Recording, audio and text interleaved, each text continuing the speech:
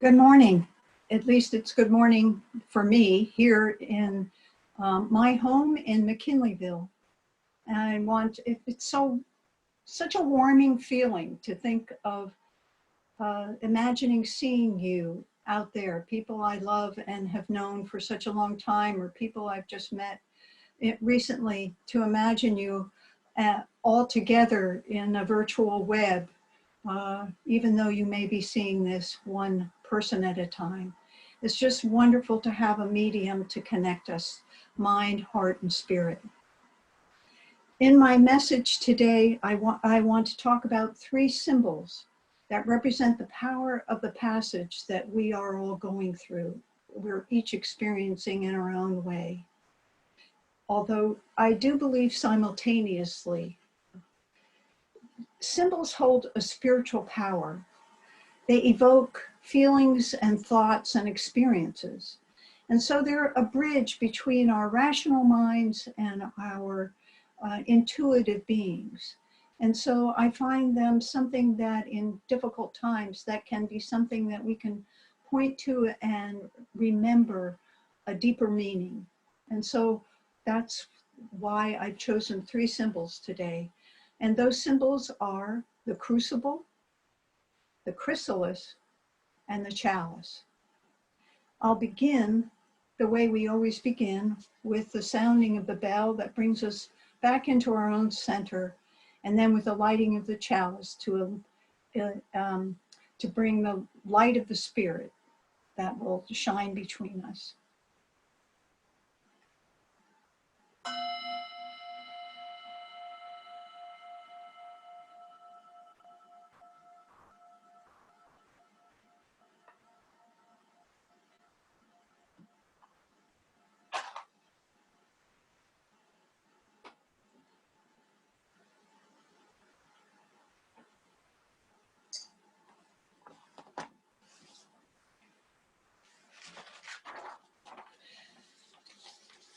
I've chosen for the chalice lighting reading a poem by Mark Nepo called Adrift. And it was sent to me by Jane Riggin, a member of our fellowship.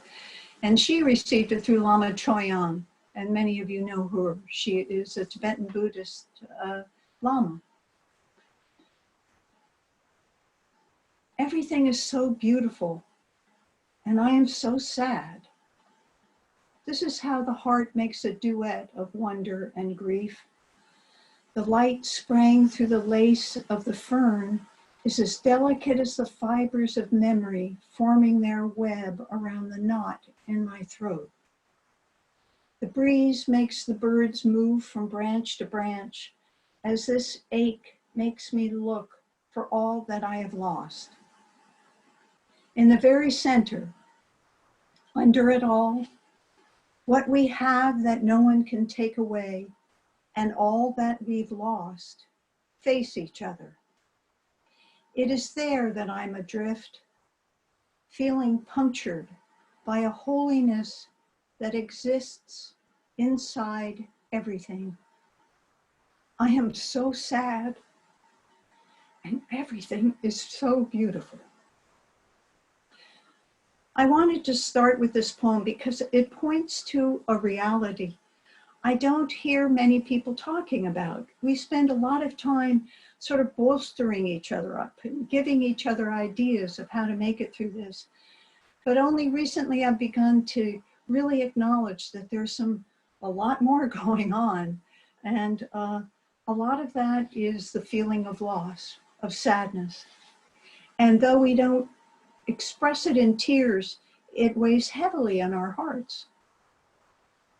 Many of you are aware of the stages of grief that we may have gone through with the loss of a beloved friend.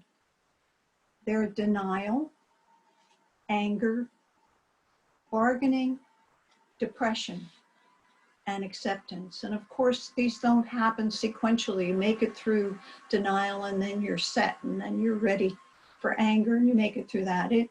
If you've gone through any grief, you know that it circles around and it gets itself out of order, and we have to experience it on multiple levels. But I think what's important is that it's a framework that gives us a sense of the learning that we need to go through when we're going through experiences of loss. And we are experiencing many losses right now. And those losses are different than we've ever experienced before. And they're different for each of us. And denial may show up as resistance. And anger, well, anger often shows up as anger. And but it may come out of the blue rather than in response to something specific. And as part of a household, each of you is going through this and maybe going through a different stage or permutation of it while another of you is going through a different one. And I think what's important is to recognize that so many of the volatile feelings we have is the sense of loss of control, loss of our way of life, loss of who we are when we're with our friends or different people, loss of a sense of what our life is really all about.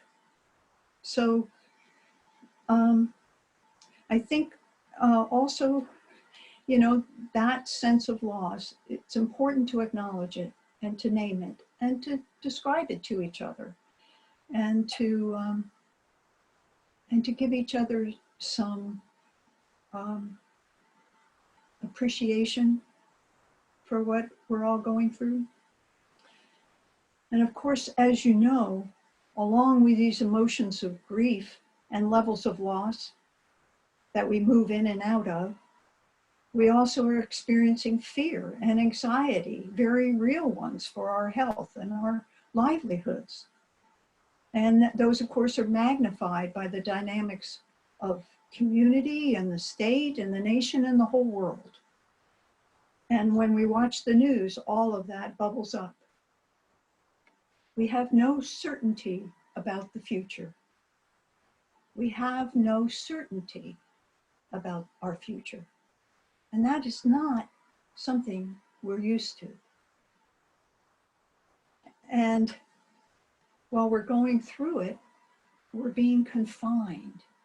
So all these emotions and interactions and fears are all contained, in a sense, within the walls of our home. And we're doing that with people that we, let's face it, don't spend this much time with. We have our own lives, we come and go, and we just don't have to be with each other so much, and we're not used to it. We don't know how to do it. Even if we've been with somebody married to somebody for 30, 40, 50 years, we haven't quite experienced this. And I have to say, even if we're living alone, we do not live alone in our home hour after hour after hour. So this is new, and it is something that we have to acknowledge that we really don't know how to do this. But that is why I wanted to choose these symbols. And that is where I hope they'll be helpful to you. As a reminder from time to time of a spiritual dimension to what it is we're going through. So the first one I want to talk about is the crucible. I'm going to describe what it is and see if this sounds a bit like how you feel from time to time. Literally, the crucible is a vessel, and it's open to the outside world, yet it is capable of totally containing a material. Now, this, if you can see it, is my example of a vessel.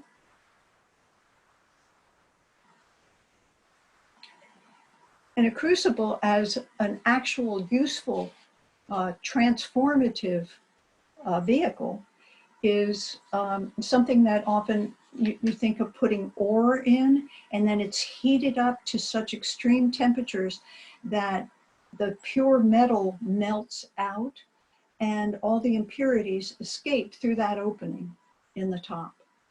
And then sometimes there's a slag or something of impurities that you peel off. So that's the actual physical crucible that became a metaphor. So basically what it is, essentially, is a little container full of violent reactions. So metaphorically, it's come to mean being in a crucible is being in a place or set of circumstances where people or things are subjected to forces that test them and make them change. It's a place, time, or situation characterized by the confluence of powerful, intellectual, social, emotional, economic, and political forces. So that's why that symbol came to my mind as I have been going through my own processes. We're each in our own crucible of transformation. And if we can acknowledge and recognize it and acknowledge it, then we can stay open so the impurities of our soul, so to speak, can dissipate. But if we try to hide our feelings or hold on to the resistance to the process that we're going through, it will just amp up the pressure and it will become unbearable. So that's where a symbol can actually help us recognize what we're going to hold that, and realize that there's a potential for this being really a spiritual transformation. Sometimes it's helpful to just help that dissipation by writing out what we're going through, the experiences, the feelings, the thoughts, and just getting it outside of our own container, our own bodies. So we don't have to feel, just don't have to hold it all whirling around inside of us. So let me give you a little bit lighter image, symbol, and that's of the chrysalis. The chrysalis is the silken pad spun by the caterpillar, so it hangs from a branch, and the caterpillar spins it all around itself, and then inside that, we know it as a symbol of transformation. We see the butterfly emerge, and it's all just miraculous, and it is a symbol of rebirth and hope. However, in recent years, I've been able to take images of what is actually going on in that chrysalis. And I want to read you from an article called The Butterfly Metaphor for Change by Rich Litvin, which you can Google. And he attributes this description to Rob Evans and Carolyn Buck-Luce. Inside the chrysalis, the caterpillar, unable to move, begins to dissolve. And it dissolves itself into organic goop. That's a scientific word. And then cells, which have been dormant in the caterpillar and which biologists have actually, with their poetic genius, called imaginal cells. These individual cells begin a process of creating a whole new form and structure. At first, these imaginal cells, the seeds of future potential, which contain the blueprint of a flying creature, the butterfly, operate independently. These cells operate independently as single cell organisms inside this goop. They're regarded as threats and are attacked by the caterpillar's immune system, but they persist and they multiply and connect with each other. The imaginal cells form clusters and clumps, and they begin resonating at the same frequency and passing information back and forth until they hit a tipping point. And they begin acting as discrete and they begin acting not as discrete individual cells, but as a multi-celled organism, and a butterfly is born. So if sometimes you feel like who you are is just dissolving and you don't know who you're going to become, then the chrysalis is a wonderful symbol for you, because that is exactly what transformation is about. Whether you're in the crucible or the chrysalis, transformation takes what was in a structural form that we may have spent years building up and creating, our sense of self, our way of life, our interactions with family, and it breaks them down. It melts them or it dissolves them. And what comes forth is something we can't intend. We can only imagine. And those imaginings then, when we begin to form a new spirit in matter, will bring forth who we are. It will unfold, literally, into a butterfly or into who we are. So what our sort of parallel to the time spent in a chrysalis is to just sit with what we're feeling. Take some time out wherever you can.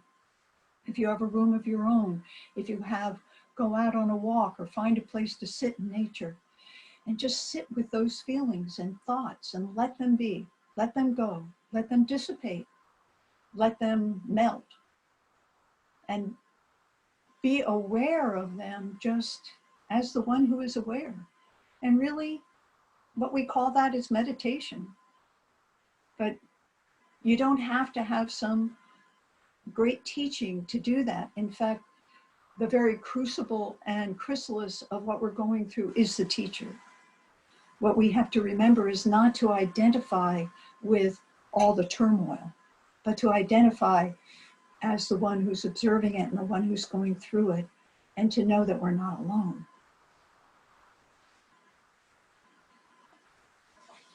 Just one humorous note, perhaps, for those of you who are living in a household with numerous people and you may not feel like you have a place of your own very much, except maybe the bathtub. What I have used in the past was a hat. Each person chose a hat, and that is your hat. And when you feel like you absolutely need to claim your own space and not have anybody ask you anything or ask anything of you, and so you can be in your own self and just be with what's going on, put your hat on and get an agreement between those in your household that when your hat is on, you're in your own space. So now the final symbol I want to talk about today is our own UU chalice. All of these, the crucible, the chrysalis, and the chalice, hold something while it transforms. The metaphor of the flame, of course, can be the flame of hope or love, or the passion for truth and justice, or a symbol of rekindled spirit. And the chalice cup, some of you may know, comes from the goblet that Yeshua shared with his disciples as he gave the symbol of the wine as the blood of his sacrifice that he has made on behalf of humanity. But for UUs, we have a different story of how this came. We have a story about how this came to be the flaming chalice. And I want to end today with somewhat telling you that story, because though I've been a UU for 21 years, I had never heard this story. And I think I find it a profound example of how we, as you use, um, uh, choose to go through transformative times by turning our attention to our own responsibility for ourselves, but then looking to the greater need beyond us. And it's a way to also get out of that cauldron of turmoil, to recognize that all of us are going through that, to join your heart and spirit with everybody, and then to look for a way that we can, in practical terms, help others. So here's the story, and I found it on the UUA website. I actually found it through Google, and it's called The Healing Cup, the story of the flaming chalice, and it's told by Noreen Kimball. So as the story is, that during the Second World War, as people living in Eastern Europe began needing to escape the danger of the Nazis, a group of Unitarians in Boston got together and decided to, yes, form a committee. But this was quite a committee. It was the original Unitarian Service Committee, and they formed it in order to be able to help the people fleeing the Nazis. And so the director of this new committee was a Unitarian minister named Charles Joy. So Reverend Joy set up offices in Lisbon, Portugal, because it was a safe port, and it was close enough that people could find safe routes there. So Reverend Joy and his secret group of UU agents and messengers set about trying to find safe routes for people to escape. And as they did their work, they would send requests for passage to anyone in any government who might be able to provide them with transportation, money, or a safe route, safe passage. So they felt that they needed to look official. They wanted to have a stamp, something that made them, people pay attention and listen to them and respond. And so they wanted a symbol that would give them that official symbol, a logo, as you would, for their appeals. And at the same time, they wanted a symbol that became recognized as a beacon to people, that whenever they saw that symbol, they knew that there was hope. And it could be something that anybody could recognize, no matter what their language. So Reverend Joy discovered an artist named Hans Deutsch, who had himself escaped the Nazis in Paris, where he had been a cartoonist, and came to the attention of the Nazis because he published these cartoons showing the evils of the Nazis, what the Nazis were doing. And so Reverend Joy asked Hans Deutsch to come up with a symbol. And what he created was a form of an old symbol of strength and freedom from Czechoslovakia, the symbol of a chalice and a flame. And Reverend Joy wrote about this, then sent it back to Boston, and he explained that the new symbol seemed to show the real spirit of Unitarian religion. These are languages that were used back in the 40s. It showed a chalice or cup that was used for giving a healing drink to others.